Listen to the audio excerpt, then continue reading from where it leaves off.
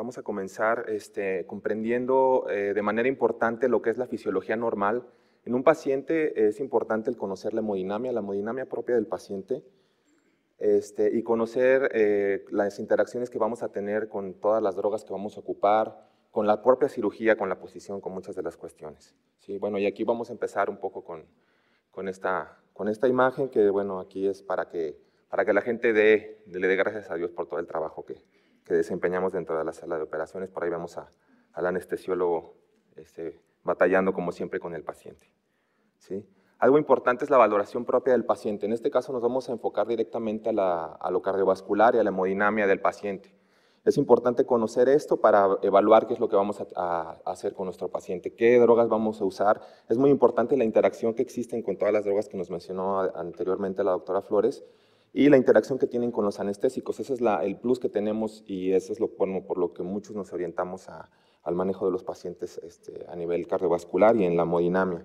¿Sí? El conocer que tengo una valoración adecuada. Ayer en alguna de las pláticas mencionaban algunos escenarios clínicos que tenemos con los pacientes, como una inadecuada valoración, a lo mejor que traiga un marcapaso, pero no sabemos cómo está la función, no sabemos cómo está la función sistólica, la función diastólica, cómo está ese ventrículo derecho, ese ventrículo izquierdo. Entonces es importante conocer, tener un contexto, sobre todo si es una cirugía electiva, un contexto adecuado del paciente para tener un buen escenario clínico en el transoperatorio y en general en todo el perioperatorio.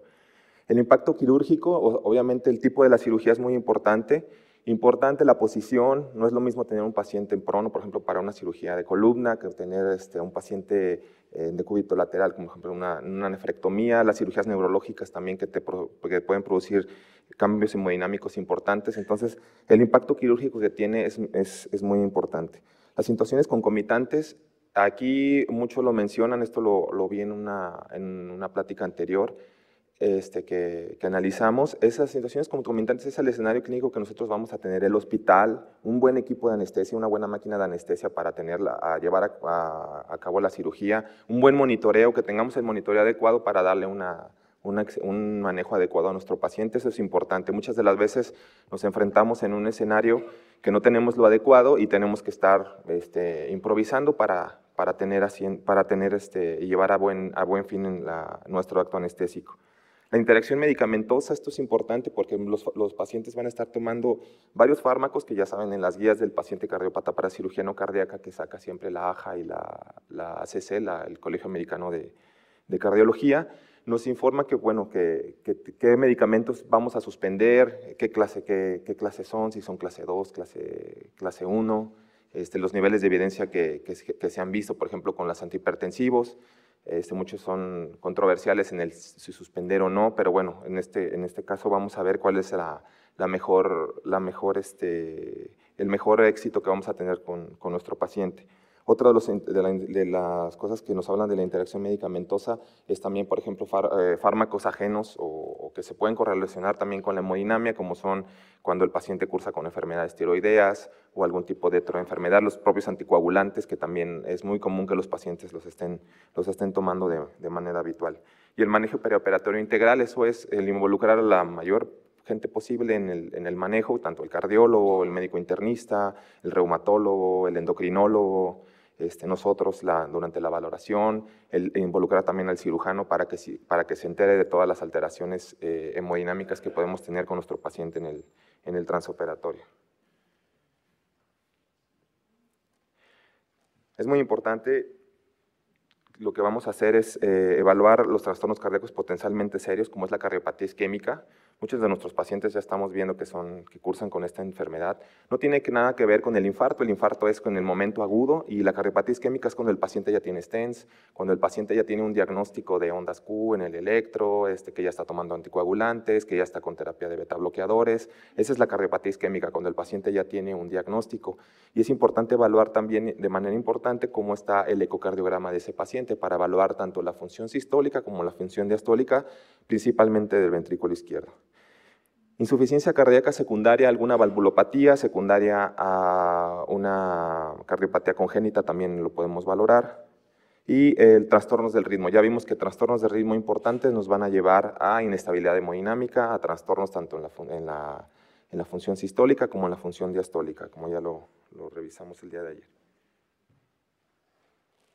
Es importante, bueno, conocer la anatomía normal propiamente estructural del corazón para tener una idea de a lo que nos estamos enfrentando, cómo se va a comportar nuestro paciente ante una carga de líquidos, cómo se va a comportar nuestro paciente ante la propia posición de la cirugía, cómo se va a comportar el paciente ante la aplicación de algún inotrópico o vasopresor. Esto es muy importante, bueno, aquí vemos más o menos lo que es el ciclo cardíaco, donde vamos a tener de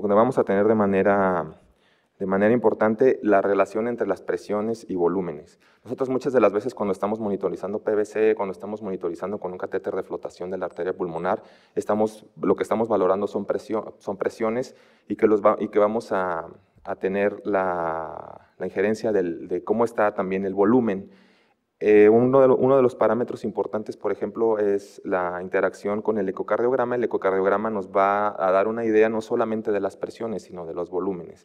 Podemos tener, por ejemplo, un paciente que curse con una PVC de 20, pero eso quiere decir que a lo mejor no es que esté con una volemia adecuada, sino que el paciente ya tiene una insuficiencia cardíaca derecha, una anomalía importante en el movimiento de la sangre, en la propia hemodinamia, y que este paciente pues, se va a beneficiar no de una carga de líquidos, a lo mejor se va a beneficiar de una terapia inotrópica. Conocer las curvas de presión-volumen, la de la línea punteada, esta curva de acá es la línea de la arteria, donde vamos a tener la sístole y la diástole, la diástole comenzando con el cierre de la válvula aórtica, ¿sí? Otro ciclo cardíaco, igual otra sístole, otra diástole, que el inicio de la diástole, recordando, es con la onda dícrota de la curva, que también lo podemos ver en la pletismografía de la saturación de oxígeno, lo vamos a correlacionar de esta manera. La curva a nivel ventricular, que muchas de las veces lo olvidamos, la sístole es prácticamente igual, o sea, la curva de la sístole, donde llegamos a igualar la curva al pico máximo de la presión de la aorta, en este caso de la arteria, y con una presión prácticamente en cero, que lo mencionan, bueno, un valor normal en la presión telediastólica final del ventrículo izquierdo, puede ser de 8 a 12, que más o menos es lo que se compara también con el ventrículo derecho. Otra de las relaciones importantes es la curva de la PVC, que es la curva que está también punteada en esta parte de aquí, con las curvas que se van a correlacionar también directamente con lo que es los volúmenes, como ya los mencioné, las interacciones con los ruidos cardíacos y las interacciones también con lo que sería los ruidos cardíacos también, como les mencioné, y los trastornos del ritmo. Aquí, por ejemplo, recordando la onda P nos va a hablar de la contracción de la aurícula y corresponde también a la onda A de la PVC, que también corresponde a la contracción auricular. Entonces, esto es lo normal. Entendiendo esto, vamos a entender qué drogas vamos a ocupar, o sea, qué acción farmacológica o qué acción médica vamos a hacer durante el transoperatorio para que el paciente esté lo más cercano a esto. ¿Sí? Ahorita vamos a ver otros ejemplos, pero lo que vamos a tratar de conservar es esto, ¿sí? Un volumen constante para tener un gasto cardíaco constante, por ejemplo, aquí un volumen de 70 mililitros más o menos al momento de la sístole, suponiendo por una frecuencia cardíaca de 70, multiplicando 7 por 7 son 4.9 litros, que es el gasto cardíaco normal, y teniendo en cuenta que esto va a ser lo que nos va a hacer que todos nuestros órganos se perfundan adecuadamente.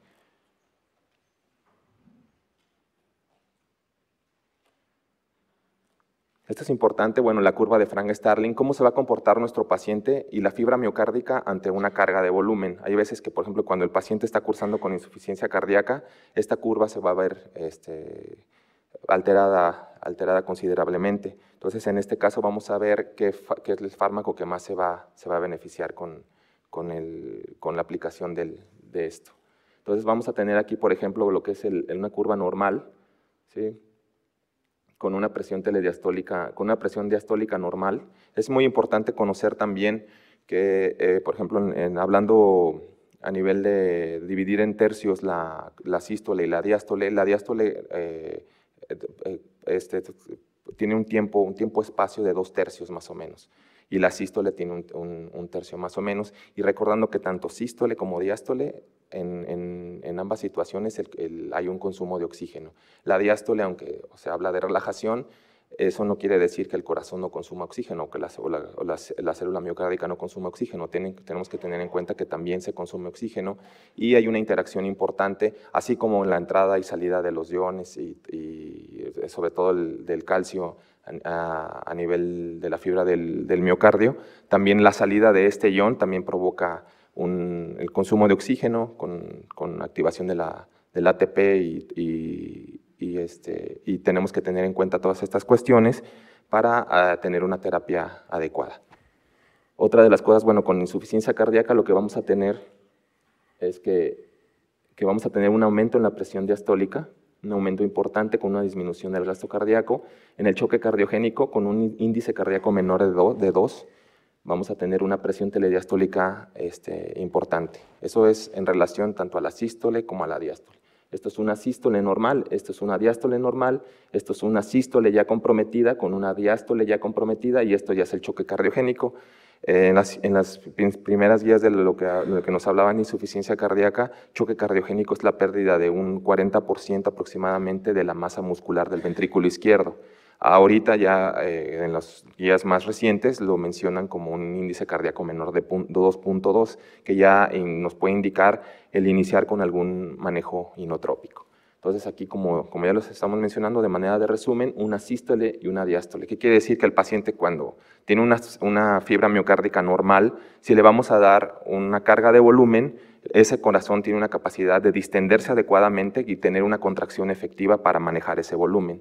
En un paciente que tiene compromiso de la célula del miocardio o compromiso sistólico o diastólico, a lo mejor al momento de darle esa carga vamos a tener que usar un medicamento inotrópico o un medicamento vasopresor para mejorar esa hemodinamia y que expulse ese volumen adecuadamente. Entonces 70 mililitros, por ejemplo, de un volumen sistólico, un volumen latido que es normal.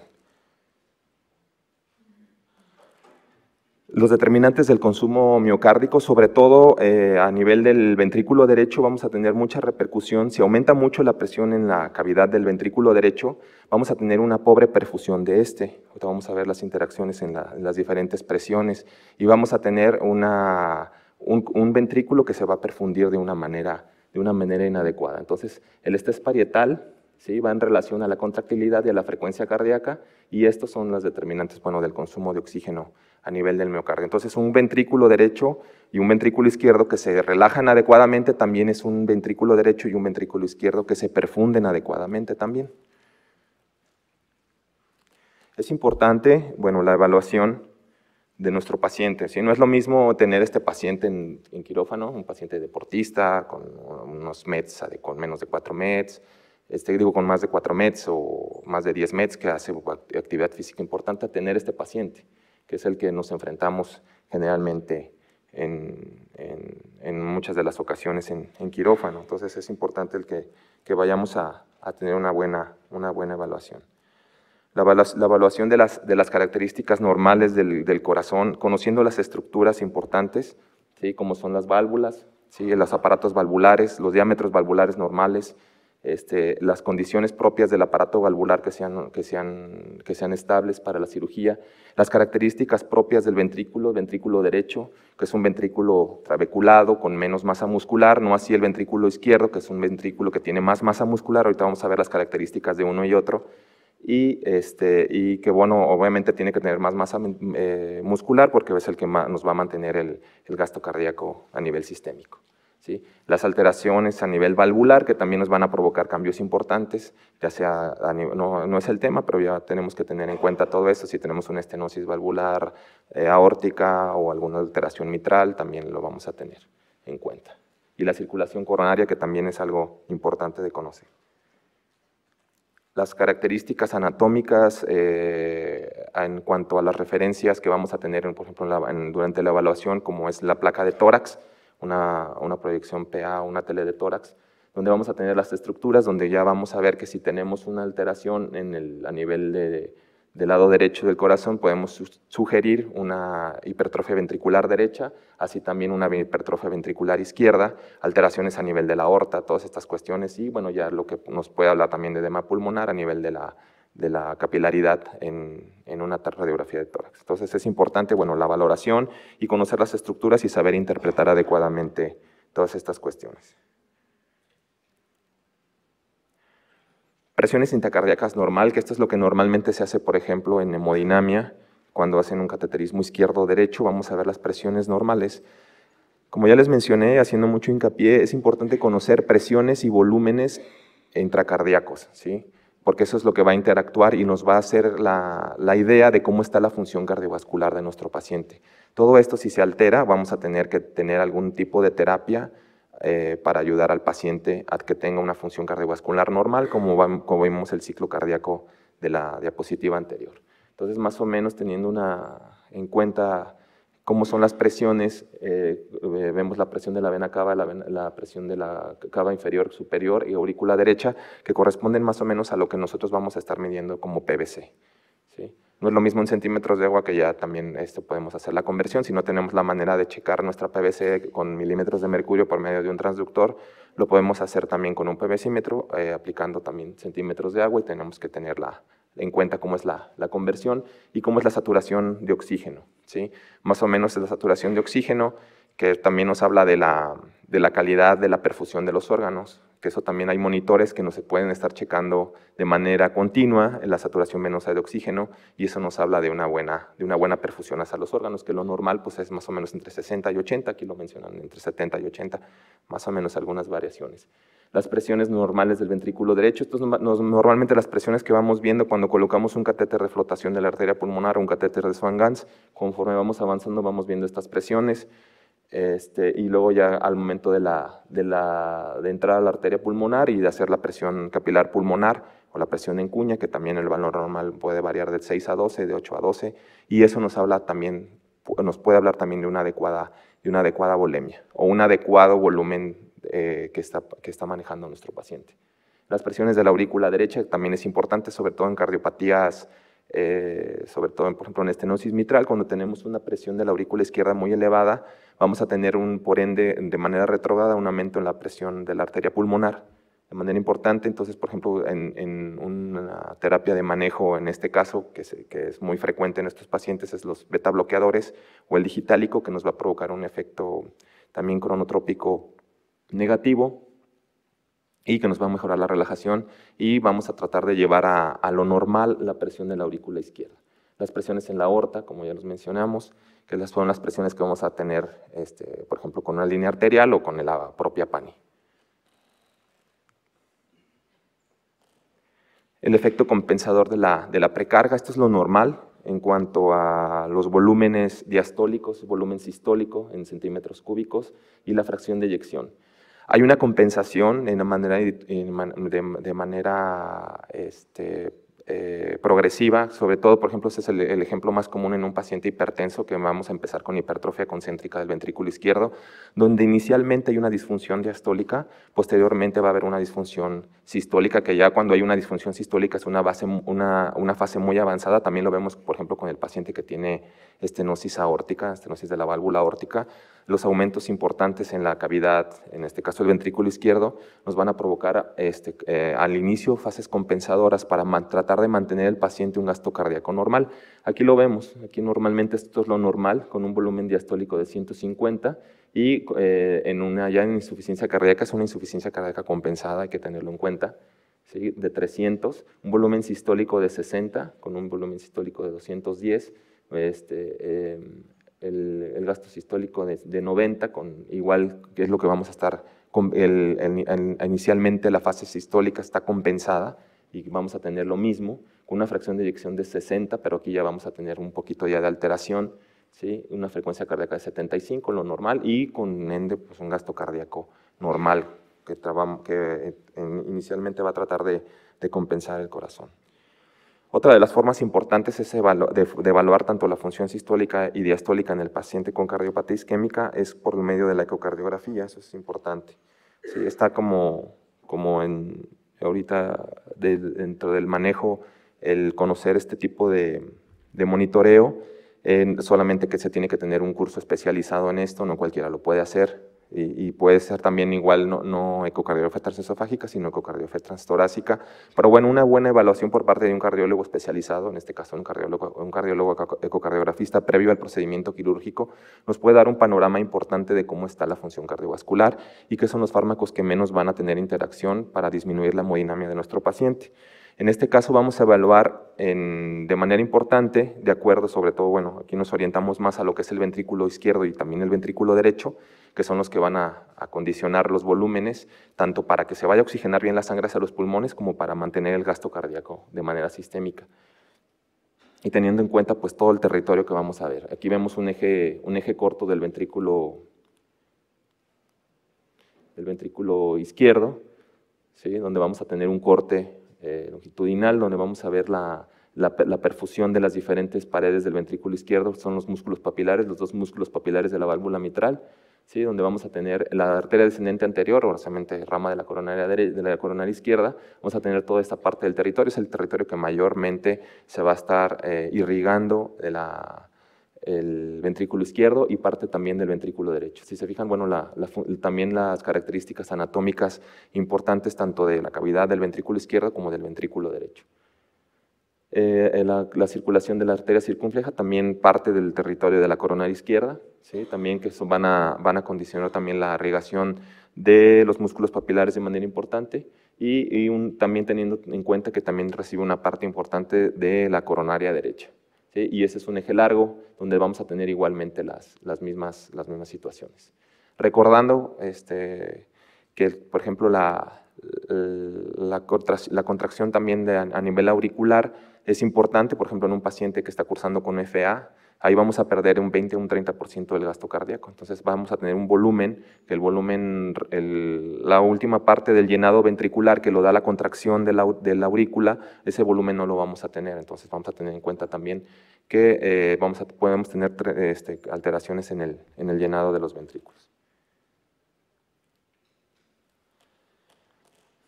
De la cascada de la isquemia del miocardio es importante, por ejemplo, cuando nosotros ya tenemos el diagnóstico o que vemos datos sugestivos de isquemia a nivel del electrocardiograma, esto ya puede ser en una fase ya un poco tardía. Los principales cambios hemodinámicos los principales cambios hemodinámicos los vamos a tener inicialmente si estamos monitorizando por medio de la ecocardiografía. Aquí vamos a tener vamos a tener la isquemia miocárdica. Lo primero que va a haber una disfunción diastólica, que quiere decir que el corazón no se va a relajar adecuadamente, ¿sí? Con un aumento, por ejemplo, aquí vamos a tener un aumento de la presión diastólica final del ventrículo izquierdo, que como que ya sabemos tiene que ser la final. También más o menos en el ventrículo derecho es la misma, de entre 8 y 12 milímetros de mercurio. En este caso vamos a tener un aumento de esa presión. ¿Sí? Posteriormente también por ecocardiografía vamos a medirlo por medio del Doppler tisular, que también nos da un parámetro importante de disfunción diastólica. Posteriormente vamos a tener trastornos de la motilidad, eso quiere decir que como cuando nos reportan en un ecocardiograma que el paciente es isquémico, tenemos que ver cómo está ese territorio. Podemos tener que el ecocardiografista nos va a reportar disinesia de la pared lateral del ventrículo izquierdo, que quiere decir que esa parte del corazón no se mueve adecuadamente. Asinesia, que no se mueve nada ese corazón. Entonces tenemos toda esa pérdida de masa muscular de esa parte del ventrículo que no vamos a tener ni de diástole ni de sístole. O sea, tenemos que tener en cuenta que vamos a perder totalmente esa capacidad para que va a contribuir con la fracción de eyección. Después vamos a tener los cambios electrocardiográficos. Si se fijan, esto es muy importante porque, primero va a haber la disfunción diastólica, la disfunción sistólica, los cambios electrocardiográficos, las alteraciones hemodinámicas, ¿sí? Que seguramente se va a reflejar con hipotensión, con taquicardia, puede también ocasionar trastornos del ritmo, por ejemplo, un infarto de la coronaria derecha nos puede provocar de un paciente que tenemos en ritmo sinusal, un infarto importante de la coronaria derecha y que involucre de manera importante la irrigación del nodo seno auricular, podemos progresar de tener un ritmo sinusal a un bloqueo AV completo. Y ya las alteraciones ya propias del paciente, que son el ángulo, la disminución del gasto cardíaco y de la presión arterial y la alza enzimática. ¿Sí? Ya sabemos de los marcadores enzimáticos como son en específico, como es la troponina.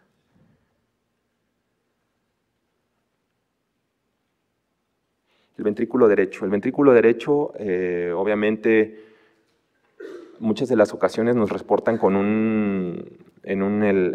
cuando el paciente tiene falla derecha, puede tener una fracción de eyección conservada. Nos puede decir, tiene una FEBI del 50%.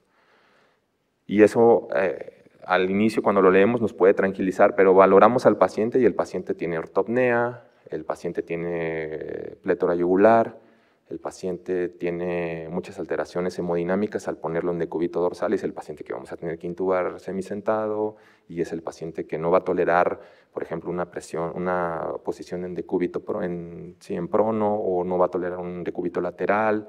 O sea, ese paciente lo tenemos que valorar de manera importante. Entonces vamos a tener otra vez las alteraciones en el ventrículo derecho, conociendo las características, en este caso anatómicas, en un cadáver. Vamos a tener, bueno, el sistema valvular de la tricúspide, que también el sistema valvular vamos a tener en cuestión, por ejemplo, la diferencia entre la mitral y la tricúspide. Las cavidades derechas, bueno, como sabemos, son de baja presión, con un mayor manejo del volumen. No así las cavidades izquierdas, sobre todo el ventrículo izquierdo, que lo que más va a manejar, y de acuerdo a la masa muscular, son las presiones. Entonces vamos a tener que tenemos unas fibras del miocardio en otra disposición, con menos masa muscular, más trabeculadas. ¿Sí? El tracto de salida, bueno, el infundíbulo o el tracto de salida del ventrículo derecho, que también podemos tener alteraciones a ese nivel. Es importante conocer, como ya les mencioné, las características entre un ventrículo y otro. Van de la mano, siempre van de la mano. Ahorita les voy a mencionar también un artículo en que hay una interdependencia de los dos ventrículos que nos va a provocar, si uno tiene una alteración sistólica o diastólica, el otro se va a ver perjudicado de manera importante, sobre todo por la disposición de las fibras, porque luego a través del septum comparten muchas de las fibras entre uno y otro de los ventrículos. Pero bueno, dentro de las características importantes que vamos a tener aquí es la estructura, las formas. ¿Sí? Tenemos como ya les mencioné, en relación a uno con el otro, tenemos un ventrículo más trabeculado, como les mencioné, el otro no, dentro de sus paredes es un poco más liso, bueno, bastante más liso. ¿Sí? Dentro de las formas, uno es elíptico, el otro es triangular. ¿Sí? Los volúmenes diastólicos, ¿sí? Más o menos los comparten igual. Eso es una característica importante, que a ambos se tienen que relajar, y al momento de relajarse comparten prácticamente los mismos mililitros y las mismas presiones. La masa muscular en gramos por metro cuadrado, uno tiene una masa muscular de 35, el otro tiene una masa muscular de 130, dependiendo también de si es entre hombres o mujeres. Una fracción de eyección también entre el 40 y 68%. También el ventrículo izquierdo tiene una fracción de eyección discretamente mayor, pero más o menos es lo mismo. La elastancia o la compliance o la distintibilidad propia de la cavidad, que también comparten una diferencia importante, con 1.30 en milímetros de mercurio sobre mililitro, con 5.8 más menos 1.23. ¿Sí? Igualmente, como ya les mencioné, la compliance o la distintibilidad de una cavidad es diferente por las características que ya les mencioné, y la adaptación que hay hacia los diferentes cambios de volumen y presión. Siempre el ventrículo derecho es muchísimo más sensible a los cambios de volumen y de presión. Entonces, cuando un paciente les están mencionando que tiene una hipertensión pulmonar, inmediatamente cuando estamos viendo eso, podemos hablar de una disfunción ventricular derecha. Y entre más se perpetúe esta, mayor disfunción vamos a tener, y los cambios son muchísimo más rápidos por las características anatómicas en el ventrículo izquierdo que en el derecho. Aquí vemos más o menos lo que les menciono, el stroke volume que lo mencionan aquí, o el volumen sistólico, cómo se va a ver disminuido con un aumento en la presión. Entre más presión haya en la cavidad, menor va a ser el volumen que va a expulsar. Y en el ventrículo izquierdo tiene una fase de adaptación. El ventrículo izquierdo tiende más a hipertrofiarse y a conservar, como ya les mencioné anteriormente, a conservar mejor la función sistólica de manera inicial. ¿Sí? Entonces aquí lo vemos más o menos, ¿no? Entre más presión, sobre todo en el ventrículo derecho, menor cantidad de sangre que va a expulsar, y con la consecuente repercusión en el ventrículo izquierdo, que se va a adaptar mejor a esos cambios de presión y de volumen. Importante eso que les menciono siempre, que tenemos que conocer siempre cómo está manejando nuestro corazón, tanto las presiones como el volumen. Más o menos la valoración que tenemos por ecocardiografía, otra vez el eje, como les mencioné también en la diapositiva de la cardiopatía isquémica, vamos a tener cómo está las estructuras anatómicas, tanto este es un eje corto del ventrículo izquierdo, y las paredes, la interacción con las paredes y la relación con el ventrículo izquierdo. Obviamente cuando vamos a tener un paciente hipertenso vamos a tener inicialmente una hipertrofia importante del ventrículo izquierdo, una hipertrofia concéntrica, que quiere decir que el ventrículo, la masa muscular crece hacia adentro de la cavidad, con una disminución importante también en los volúmenes intracavitarios del ventrículo izquierdo. Hablando de hipertensión pulmonar, bueno, las principales complicaciones están asociadas a una presión sistólica de la arteria pulmonar mayor de 70 milímetros de mercurio, que quiere decir que hay una disfunción ventricular derecha muy importante, traduciendo que hay una mala hemodinamia, o sea, del paso de la sangre del ventrículo izquierdo hacia los pulmones para que estos se oxigenen.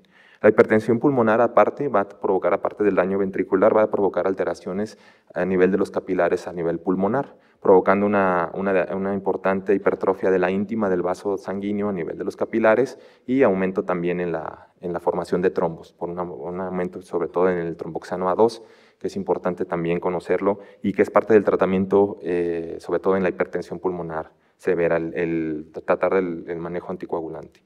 Como ya les mencioné, bueno, se va a asociar a una disfunción ventricular derecha. En hemodinamia nos van a mencionar también las resistencias vasculares pulmonares con mayores de 3 unidades Wood, eso también lo normal es que sea de menor a 2, y es que cuando hay un aumento de más de esto, que quiere decir que, bueno, que las resistencias están muy aumentadas y que hay un importante deterioro o una limitante para la oxigenación de la sangre y el manejo de la sangre del volumen del ventrículo derecho hacia los pulmones. Es importante, por ejemplo, en pacientes con clase funcional NIHA 4 o NIHA 3, ¿sí? Pues obviamente es el paciente que tiene disnea de pequeños esfuerzos, el paciente que tiene ortopnea, el paciente que prácticamente no se para de su cama, que tiene muchas alteraciones a nivel hemodinámico. Y vigilar los periodos de hipoxia y factores desencadenantes. Factores desencadenantes en el transoperatorio, importante, es evitar la hipotermia, evitar la hipercarbia. Obviamente uno de los principales depresores miocárdicos endógenos que tenemos es el CO2, y el paciente lo tenemos con un CO2 o al momento de la inducción puede cursar con CO2 muy elevado, el paciente va a tener mayor disfunción ventricular derecha, mayor aumento de la presión arterial pulmonar.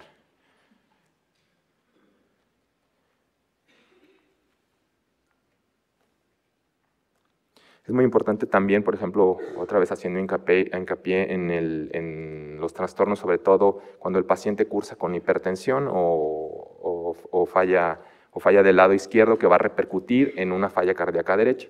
Aquí vamos a tener a nivel del capilar pulmonar, ¿sí? Con una presión del lado izquierdo normal, con una aorta con un 120/80, que es lo que normalmente en un paciente adulto vamos a tener, una presión ventricular, como ya les mencioné anteriormente en el ciclo cardíaco. Acuérdense, la diástole ventricular, muchas de las veces cuando entramos a anestesia y que nos están dando otra vez estas clases, como que se nos olvida un poquito la hemodinamia y lo que nos enseñaron en la facultad, y les preguntas cuál es la presión diastólica del ventrículo izquierdo y otra vez dicen 80, ¿no? Pues 80 no es 80, es 6, o sea, la relajación tiene que ser prácticamente llegar a 0, tiene que ser una fibra del miocardio que se relaje adecuadamente. Si no se está relajando adecuadamente, tenemos una disfunción diastólica y vamos a tener alteraciones importantes en el volumen.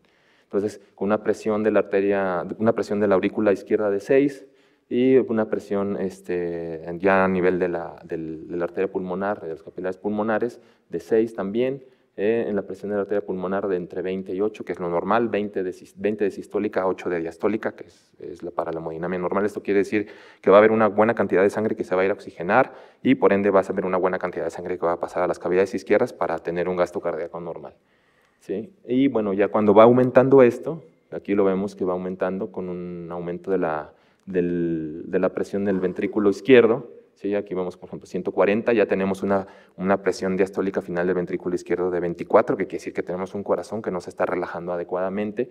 Vamos a aumentar, va a aumentar la presión retrógrada, como ya vemos la vena pulmonar, a nivel del capilar pulmonar, a nivel la presión de la arteria pulmonar, un aumento importante y una dilatación importante del ventrículo derecho, un aumento sobre todo también en el ventrículo izquierdo, no tanto, aquí todavía está compensado, más o menos es lo mismo.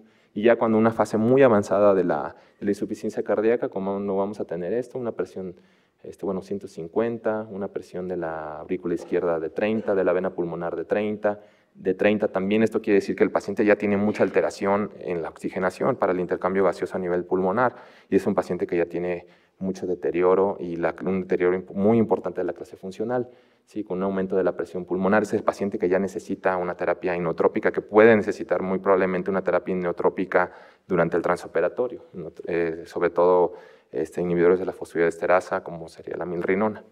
¿Sí? Las alteraciones también en el ventrículo derecho, como ya les mencioné, y ya va a haber un aumento importante en la PVC. Otra de las cosas importantes aquí es conocer las diferentes, sobre todo hablando de hipertensión pulmonar, cómo vamos a guiar nuestras terapias de manejo.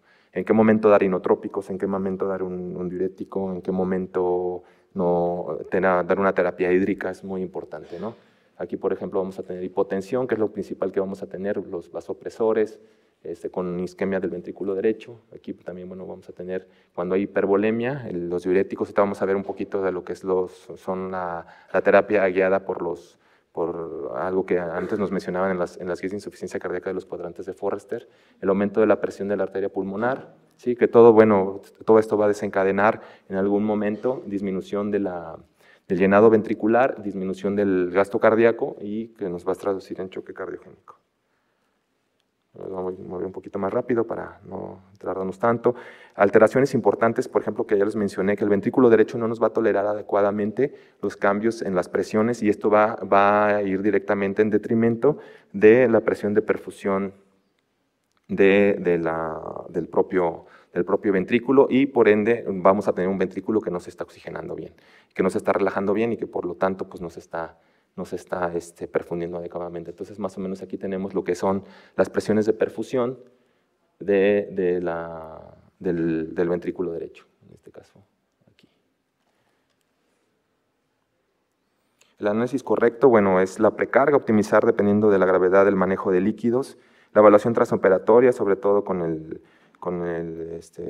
ecocardiograma transesofágico, también lo podemos usar el ecocardiograma transtorácico, ¿sí? El usar el FLOTRAC o el Vigileo o algún otro manejo también tiene sus limitaciones dependiendo del paciente. La saturación venosa de oxígeno, que eso nos habla también de la perfusión a los órganos, que ya lo habíamos hablado, esto va a ser entre 60 y 80%. ¿Sí? Y la medición del lactato, que ya vimos más o menos el escenario clínico que nos mencionaban también en las pláticas del día de ayer, para tener una adecuada hemodinamia. Evitar la hipoxia, evitar la hipercarbia, que van a ser desencadenantes también, por ejemplo, de hipertensión pulmonar, la hiperventilación, la hipotermia, que también eso va a provocar vasoconstricción a nivel pulmonar y que va a tener una alteración importante también en el volumen que va a hacer los pulmones a oxigenarse. Evitar PIB mayor de 15 para también no tener alteraciones a nivel de la presión pulmonar. Esto en el caso de la hipertensión pulmonar. Otra de las cosas, como ya les vimos, la interdependencia que hay entre el ventrículo izquierdo y derecho, con las alteraciones en las fibras del corazón. Aquí vemos de su lado derecho, vemos el ventrículo izquierdo y de la parte izquierda lo que es el ventrículo derecho.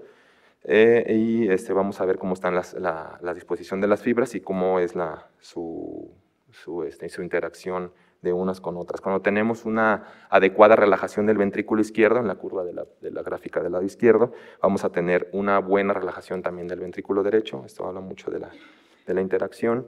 Y a nivel también en el nivel de la ecocardiografía, en un modo M, por ejemplo, cuando vemos sístole y diástole, aquí, por ejemplo, vemos cómo es una sístole, cómo es una diástole, cómo se contrae el corazón, cuando se relaja el corazón, y más o menos la interacción que hay entre uno y otro ventrículo, que van así como de la mano. Sí, las alteraciones igual que vamos a presentar tanto en la presión como en el volumen, es muy importante que se queden con esto, que la presión y el volumen nos van a guiar en la terapia que vamos a tener con el paciente, qué tipo de inotrópico vamos a dar, si es volumen, si es alguna otra terapia de manejo, ¿sí? Donde vamos a tener, bueno, por ejemplo, la la disminución del volumen o el manejo del volumen y de la presión, perdón, y el manejo del volumen, que bueno, todo esto se traduce en, cuando hay alteraciones de una u otra, en disminución del llenado ventricular, ya sea con disfunción sistólica o diastólica. Las técnicas, bueno, tenemos que individualizar al paciente. ¿Le podemos dar anestesia regional al paciente? Bueno, si se lo permite, si el paciente lo permite, sí. Si los medicamentos que está tomando lo permite, sí. Tenemos que valorar eso. Es muy importante la valoración y ver el tipo de la cirugía al que estamos expuestos en este paciente.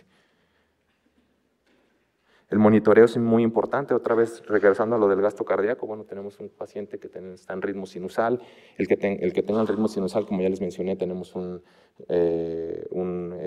el ciclo cardíaco un buen llenado del ventrículo izquierdo en este caso, ¿sí? Conocer cómo son las curvas, cómo es una sístole, cómo es una diástole, la correlación que hay con la saturación de oxígeno, una PVC normal, en el caso de una PVC alterada, por ejemplo, con una onda UV prominente, eso nos habla de insuficiencia tricuspidia, que puede ser secundario a una hipertensión pulmonar.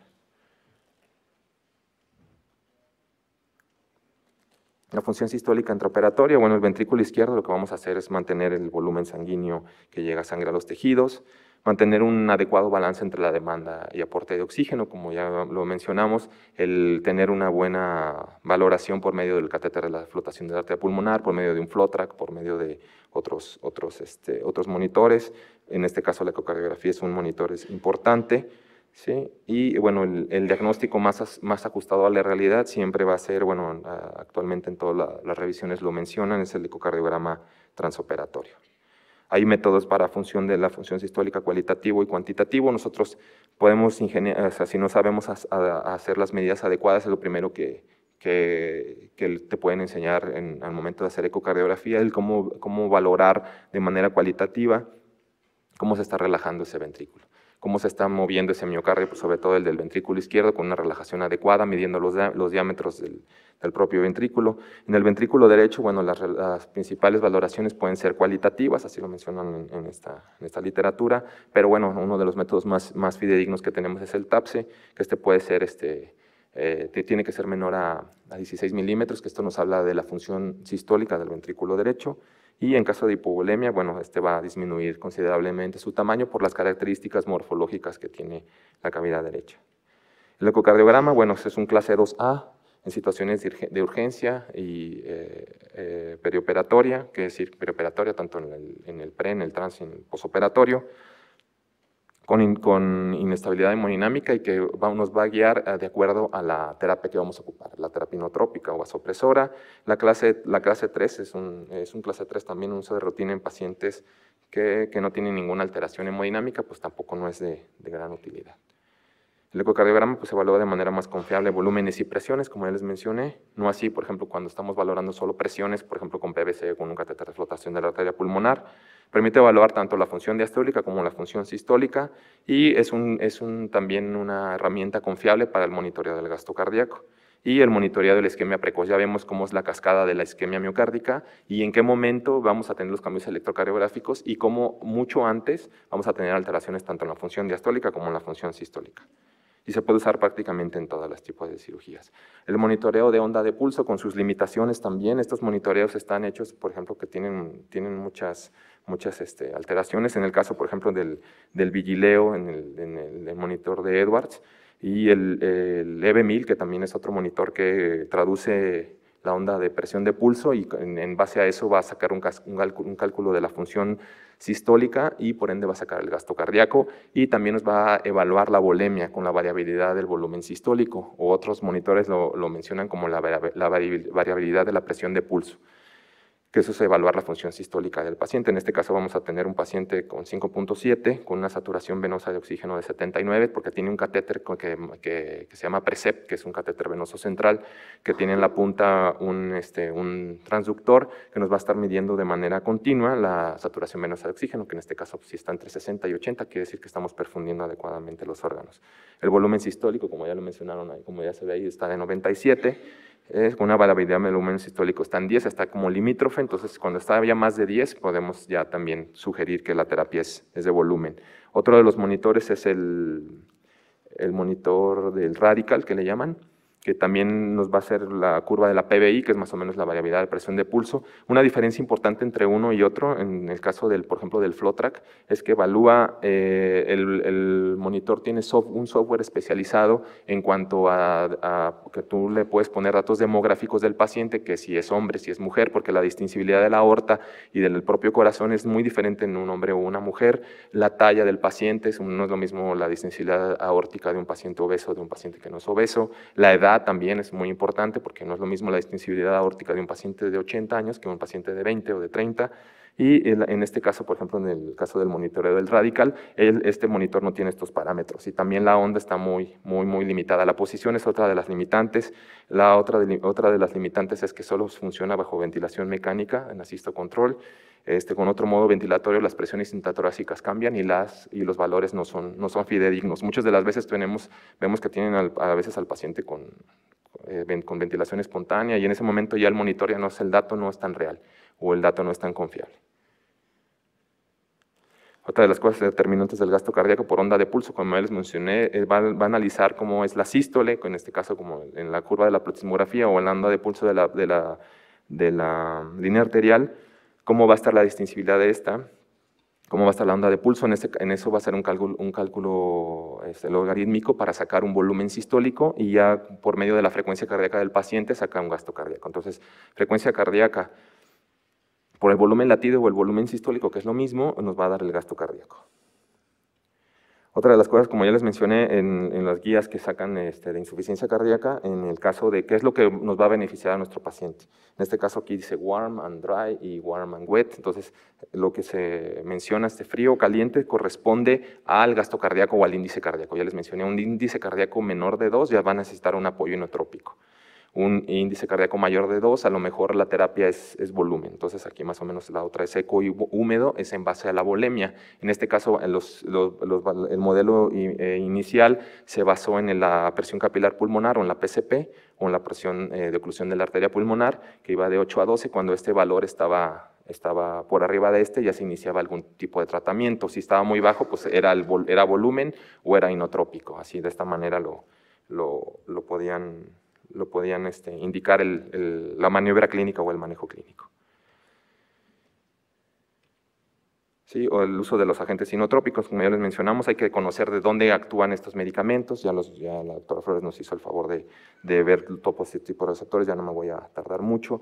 Cómo es las alteraciones, todos los fármacos que vamos a tener, sobre todo los que más usamos, dobutamina, dopamina, epinefrina, en muchos de los artículos tienes un riesgo de mortalidad muy alto. ¿Sí? Hasta inducen apoptosis, que es muerte celular. ¿Sí? Entonces, dependiendo también de la terapia, un paciente con una insuficiencia cardíaca crónica, muchas de las veces no son las terapias más adecuadas. El iniciar, por ejemplo, con dobutamina, dopamina, ya tenemos que escalar a otro tipo de medicamentos, como es levosimendan, sobre todo el levosimendan, que el mayor estudio o lo que más está indicado en la terapéutica es en pacientes con cardiopatía isquémica. Siempre está encaminado al uso del tratamiento inotrópico en base al que altere o que provoque menos consumo de oxígeno. En un paciente que está isquémico no le queremos que consuma más oxígeno porque eso va a hacer que haya más isquemia. Entonces, por eso en este caso el levosimendan es uno de los fármacos que están mayormente indicados. Hay una nueva generación de medicamentos, como son estos de acá, que no hay tantos estudios todavía concluyentes de cómo es la mortalidad de estos medicamentos. Sí, más o menos también la terapia de los beta bloqueadores también es importante. Ya sabemos que pues, si un paciente tiene beta bloqueadores, el no suspenderlos es importante. Iniciarlos un día antes, 2 días antes no sirve absolutamente de nada. Y bueno, las terapias que vamos a indicar, como vimos en la gráfica del lado izquierdo, cuándo iniciar diurético, cuándo iniciar inotrópico, cuándo está indicado, por ejemplo, en un paciente un paciente renal, un paciente que no maneja adecuadamente la hemodinamia, en este caso el volumen, cuándo está indicada una ultrafiltración, una diálisis. De esto depende también mucho de cómo está el paciente. Es pedir estudios de sangre especializados, como son una prueba de función hepática para ver la falla derecha, o para hablar de insuficiencia cardíaca izquierda o falla del ventrículo izquierdo, también la creatinina también es uno de los fármacos o biomarcadores que nos van a indicar la terapia o no del manejo de los inotrópicos. Como ya les mencioné, bueno, en acuerdo a la terapia del manejo de los beta bloqueadores, más o menos una revisión importante de cómo están estos fármacos y cómo van a beneficiar, con un beneficio importante. ¿Sí? Otra de las cosas importantes, bueno, es saber en qué tipo de receptores actúan. Ya vimos que más o menos en la práctica anterior cómo actúan, nos van a actuar sobre las resistencias vasculares sistémicas. También otro de los efectos que vamos a tener en cuenta es el lucitropismo o la relajación. También hay fármacos que nos van a ayudar importantemente en la relajación, como inicialmente, bueno, la dobutamina tiene un poco de actividad, no así la milrinona. La milrinona tiene una mayor relajación a nivel ventricular, sobre todo en el nivel de ventricular derecho. Es el tratamiento de elección en la hipertensión pulmonar, entonces vamos a tener en cuenta eso. Todos son potencialmente arritmogénicos, como ya los mencioné. En el caso, por ejemplo, aquí de los que mencionamos, el más arritmogénico es el isoproterenol. Los nuevos fármacos que son inotrópicos, que actúan en un nivel diferente, a un nivel molecular y celular diferente a los fármacos que normalmente utilizamos, ¿sí? Y que todos van encaminados, pues ya como ya los mencionamos, a mejorar tanto la función inotrópica como la función vasopresora del paciente. ¿Sí? Más o menos cómo actúan en este caso los mitótropos, que son a nivel de la mitocondria, los calcítropos a nivel de los canales iónicos, en este caso de los canales de calcio, ¿sí? Y los miótropos a nivel de la actina y la miosina, a nivel de la célula del miocardio.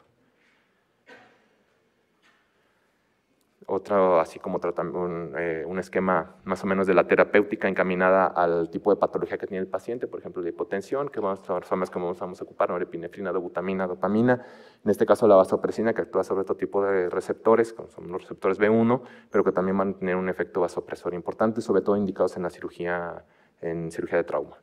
Los beta bloqueadores, levosimendan y milrinona, para el tratamiento de la hipertensión pulmonar, levosimendan y milrinona también, el síndrome cardiorrenal, dopamina, levosimendan, dobutamina, la falla cardíaca de etiología isquémica, como ya les mencioné, el más estudiado o el que ha mostrado mejores resultados en los estudios es el levosimendan, con un mayor también de disminución de la mortalidad, ¿sí? Y bueno, en relación a la sepsis, norepinefrina, dobutamina, levosimendan, y en cirugía cardíaca también.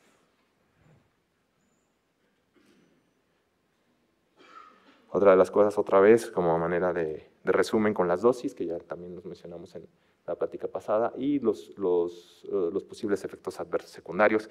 Principalmente, bueno, los principales efectos secundarios, también dosis dependientes, tiempo dependientes también, que